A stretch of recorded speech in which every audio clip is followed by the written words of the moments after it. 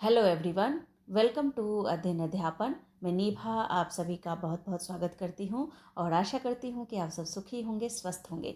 तो देखिए, कल आपका यानी कि जो आपका 15 मार्च है, उस दिन उत्तर कुंजी आपका जारी किया गया था और ये आपका किया गया था 2 मार्च, 3 मार्च, 4 मार्च और 5 मार्च का। तो आप देख सकते हैं यहाँ पर 2 से लेकर 5 मार्च तक का जो आपका एग्ज़ाम हुआ था, तो उनका आंसर की यहाँ पर जारी किया गया है।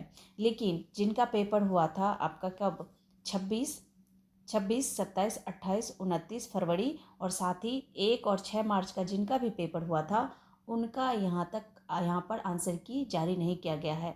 क्या रीज़न था कि पहले 2 से 5 वाले का ही यहाँ पर आंसर की जारी कर दिया है, इस बारे में मैं डिटेल में आपको बताने वाली हूँ। देखिए, यहाँ पर मैं जो भी जानकारी आपको देती हूँ वो जानकारी बिल्कुल सही होती है, तो आप लोग इस जानकारी पर विश्वास कर सकते हैं। देखिए, यहाँ पर जो उत्तर कुंजी है वो आपका कब जारी होगा, तो इस बारे में बात करेंगे। साथ ही यहाँ पर रिजल्ट डेट में भी क्या बदलाव देखने को मिलेगा, यानी जिनका आपका जो आंसर की है, जिनका पहले आ गया, क्या उनका पहले रिजल्ट आएगा और जिनका बाद में आंसर की आएगा उनका बाद में रिजल्ट आएगा। तो देखिए, इस बारे में भी मैं बात करूँगी। साथ ही जिनके मार्क्स कम आ रहे हैं, जो फेल हो रहे हैं, तो उनकी नौकरी पक्की है या उनकी नौकरी चली जाएगी। देखिए, यहाँ पर जो फेल हुए हैं ना अभ्यर्थी, वो अभी इसको फेल ना माने। और साथ ही ये मांग भी आपका पटना हाई कोर्ट में चल रहा है कि जो भी नियोजित शिक्षक हैं, अगर वो फेल हो रहे हैं तो उनकी नौकरी नहीं ली जाए। जो भी जिनका भी नंबर कम आ रहा है, तो वो अभी अपने आप को फेल ना समझे। और हो सकता है कि जो आंसर की आपका रिवाइज आंसर की आएगा उसमें आपके मार्क्स बढ़ जाए।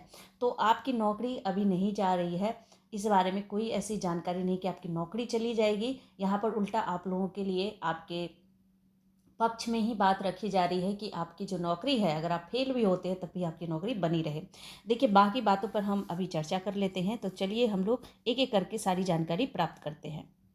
तो देखिए, आपको यहाँ पर देखने को मिल रहा होगा जो आज की खबर है कि आंसर की पर 17 तक दर्ज करा सकते हैं आपत्ति। तो जिनका भी आंसर की आ गया है वो आज से यानी कि 17 मार्च तक आप लोग जो है आंसर की पर आपत्ति कर सकते हैं।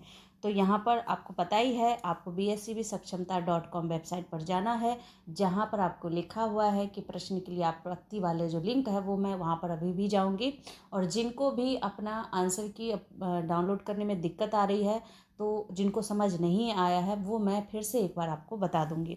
देखिए, यहाँ पर इन्होंने बताया है जो बिहार विद्यालय परीक्षा समिति ने स्थानीय निकाय शिक्षकों की सक्षमता परीक्षा यानी प्रथम जो आपका ये पहला जो एग्ज़ाम हुआ है कि आंसर की जारी कर दी गई है। और यहाँ पर हम देख सकते हैं कि इन्होंने बताया है कि शिक्षक अभ्यर्थियों की रिस्पांस शीट भी समिति की वेबसाइट यानी कि bscbsakshamta.com पर शुक्रवार को जारी कर दी गई है।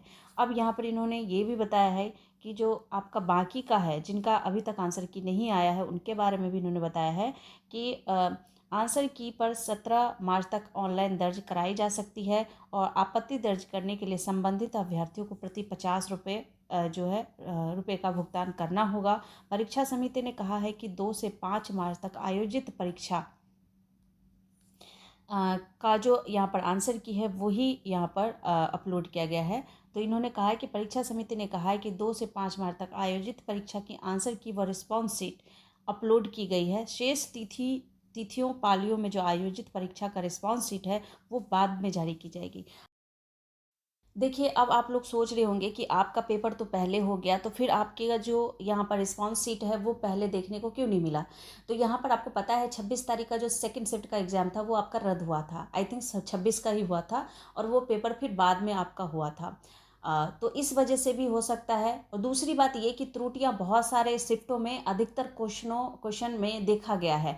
तो इस तरह से इस वजह से भी क्या क्या होगा, इन्होंने बाद में इनके आंसर की जारी करने का इन्होंने सोचा होगा। बाकी 2 से 5 मार्च तक का जो पेपर हुआ तो हो सकता है उसमें आपकी त्रुटियां कम देखने को मिली हो। तो इस वजह से उनका इन्होंने जारी कर दिया। बाकी जो हो सकता है 2-3 शिफ्ट में ज़्यादा त्रुटियाँ देखने को मिली हो, तो इस वजह से आपका आंसर की जो है बाद में जारी किया जाएगा। अब देखिए यहाँ पर इन्होंने बता दिया है कि जो आपका है जिनका भी अभी तक आंसर की नहीं आया है, वो उनका भी आंसर की बहुत जल्द यहाँ पर अपलोड हो जाएगी। वो जैसे ही कोई जानकारी मिलती है आपको मैं ज़रूर बताऊंगी। और एक बात और यहाँ पर कि रिज़ल्ट जो है, रिज़ल्ट आपका 23 मार्च इन्होंने दिया है, उसमें कोई भी बदलाव देखने को नहीं मिला है अभी तक। तो 23 मार्च ही मानकर चलें, उससे पहले आप सभी का आंसर की आ जाएगा। आपत्ति के लिए भी जो तिथि जो है आपत्ति की, जिनका बाद में आंसर की आएगा उनका आपत्ति के लिए भी डेट जो है ये बढ़ाएंगे, आगे करेंगे, उनका डेट अलग होना चाहिए। तो इस तरह से भी सारी जानकारी आपको दी जाएगी। एक बार हम लोग वेबसाइट पर चलते हैं और देखते हैं कि वहाँ पर आपको कैसे क्या करना है। तो ये वेबसाइट है, जिनका अभी तक आंसर की नहीं आया है उनको भी ऐसे ही कुछ देखने को मिलेगा, क्लिक हियर फॉर ऑब्जेक्शन। इसी को क्लिक करना है, आपका जो वहाँ पे पेज है वो ओपन हो जाएगा। फिर आपको अपने पासवर्ड लॉगिन आईडी से अपना रिस्पॉन्स शीट देख लेना है और प्रश्न की आपत्ति कर लेनी है। वो भी आपका विथ प्रूफ होना चाहिए, SCERT से संबंधित होना चाहिए। तो यहाँ पर और भी कोई अगर जानकारी मिलती है तो आप लोगों को मैं ज़रूर बताऊँगी। बाकी आंसर की पर नज़र है, जैसे ही कुछ अपडेट मिलता है आप लोगों को सूचित किया जाएगा। तो फ्रेंड्स आज के लिए बस इतना ही, मिलती हूँ नेक्स्ट वीडियो में। तब तक के लिए thank you and thanks for watching.